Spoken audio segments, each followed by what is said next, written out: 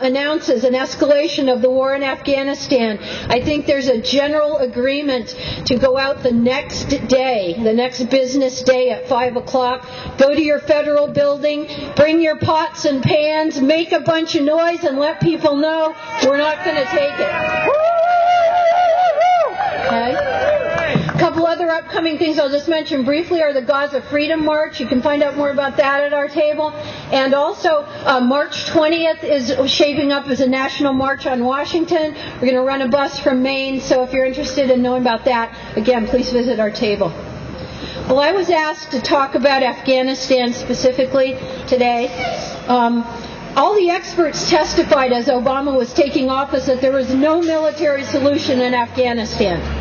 Immediately upon the new administration taking office, they stepped up attacks on Afghanistan and Pakistan, intensifying to an average of 1 air attack on civilians a week since Obama took office. Okay? They passed 2 bills to pay for it. Just last month, both Maine senators and Representative Shelley Pingree voted for the largest so-called defense spending bill in the history of the world.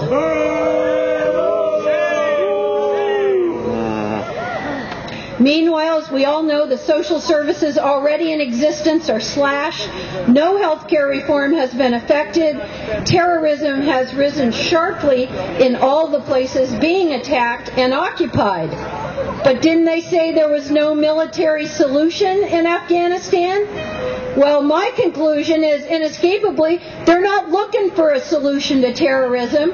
The solution is, we're seeing it, because the war is, in the short term, it's a strategy for war profiteers and weapons manufacturers to make money, and in the long term, it's a strategy for global domination. There's no solution because they don't want a solution. Tell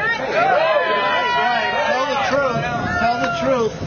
The United States right now is spending more than $48,000 a minute on the war just in Afghanistan and Pakistan.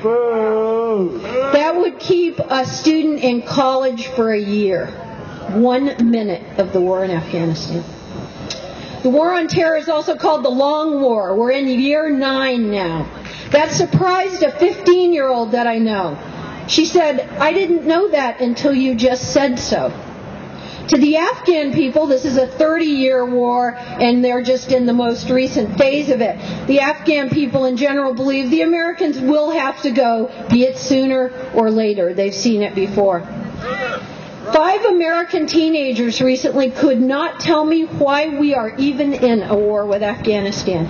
They said things like, because of the trade towers? Weren't they the people on the planes? They speculated. Also, didn't someone attack the Pentagon? No, that was Iraq, said another one of them. Didn't it have something to do with Osama bin Laden? Is he from Afghanistan?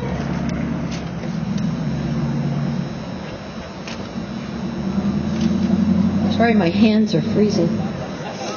Our conversation made me realize they really don't have any place to get real information about why their cousins and uncles and daddies and boyfriends are shipping out to Afghanistan from Maine right now, today. The corporate media is a huge part of the problem here in the United States. A huge part of the problem. Tell the truth. Meanwhile, in Afghanistan, the humanitarian crisis deepens. A friend of mine with family in Afghanistan reports people are eating grass to survive. They are barefoot and they are living in canvas tents waiting for winter to come on. Under U.S. occupation in Afghanistan, life expectancy dropped another year. It's now down to 43 years on average. The irrigation systems and the agriculture they supported are destroyed. 30 years of war have decimated an estimated 80% of the forests and trees and orchards of Afghanistan. Imagine Maine with 80% of the trees gone. Under U.S. occupation, the opium trade that funds warlords with positions in the puppet government is booming. There is even pretty good evidence that Pentagon contracts are funding the Taliban. Under our occupation, we've propped up a puppet regime in an election widely regarded in Afghanistan and abroad as a sham. Our occupation brought a constitution that has not improved living conditions for more than a tiny group of affluent residents of Kabul. A regime that brought the women of Afghanistan the infamous rape law signed by our man in Kabul, Hamid Karzai. Under our occupation, a reasonable candidate for president like Bashir Dost was marginalized, calling as he did for true democracy. Apparently, the U.S. is only interested in sham democracy and propping up warlords who continue to allow the U.S. to construct enormous permanent military bases and operate torture prisons like that at Bagram. This is a quote from Malalai Joya. She was thrown out of the parliament in Afghanistan for saying many of the things I've just said. She said recently, "The sad fact is that in Afghanistan, killing a woman is like killing a bird.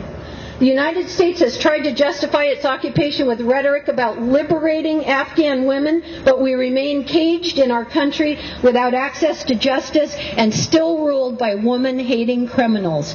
End quote. I just have one last person I'd like to quote here, and that person is a top military advisor to General Stanley McChrystal, who is the chief of command at Afghanistan. Anthony Cordesman posted on a website earlier this week some advice for President Obama. He wrote that Obama must explain, quote, "In the best case, it is unlikely that the insurgency and terrorist threat can be entirely defeated in Afghanistan and Pakistan within the next decade." That was him speaking on Monday this week, writing on Monday. He continued, "Obama must prepare the U.S. and the world for the fact that the present level of U.S. allied Afghan and Pakistani casualties will almost certainly double and probably more than triple before something approaching victory is won." He added, "Obama must stop taking the easy route of focusing on international terrorism and tell the American people the truth, how wars being fought by U.S. troops, quote, affect the broader challenges of regional instability to the west, north, and east." He wrote that our president must warn that any form of victory in Afghanistan and Pakistan will be part of a much wider and longer struggle that will endure indefinitely into the future. This is McChrystal's advisor. I call on you people of Maine, resist! Yes! When Obama announces the next phase of escalation, as he will do very soon, take it to the streets. At 5 o'clock on the day following the announcement, bring your pots and pans to a federal building near you. Bring the sleeping American public the message. What do we want? Troops out! When do we want it? Now! What do we want? Troops out! When do we want it? Now! What do we want? Troops out! When do we want it? Now! Thank you.